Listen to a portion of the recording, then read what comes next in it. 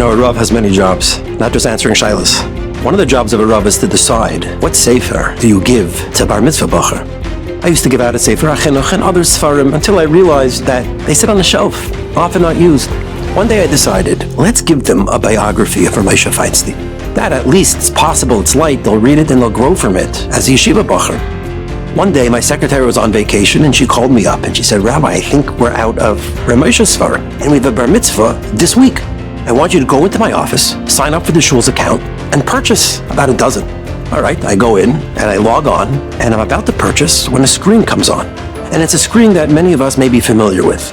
Prove that you're a human and not a robot. Now, it used to be you would prove that you're a human by looking at some scribble, some odd number shapes that somehow computers couldn't read, but eventually computers graduated and they're able to read that.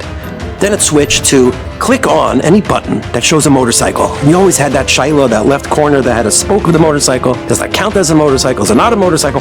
Apparently, computers graduated from that because the screen became blank and on it was a single little check mark section. And all it said, click here if you're human. Thinking to myself, this makes no sense. We have a rover on Mars. Computers could do everything. They can't figure out how to click a button? So I did a little bit of research. The company, really based off the government, that designed this is called CAPTCHA. And what they're looking for today is not if you could press a button. Certainly computers can do that. But the way a computer presses a button is very different than how a human presses a button. When a computer presses a button, it goes directly to it, doesn't miss a beat. That's not human. A human being puts the arrow a little bit too high, puts the arrow a little bit too low. The arrow begins off to the left, off to the right. The imperfection. You must be a human being and not a robot.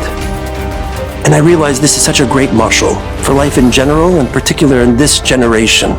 Sometimes with all the nisyanis around us, we take on too much and we feel guilty, we fail. We take on too little, we feel guilty and maybe I'm not worthy. We go to the right, we go to the left, take a wrong turn here, a wrong turn there. Far from having atzvos, sadness, which as Reb Chaim Shmulevitz writes, kalita, averus, we can never imagine. That is only proof of one thing, that you are a human being. This is why HaKadosh Baruch Hu put you in the world. To make mistakes, certainly, but to learn from them, to grow from them, so that you could embrace Kedusha, Vitara, Bishleimus.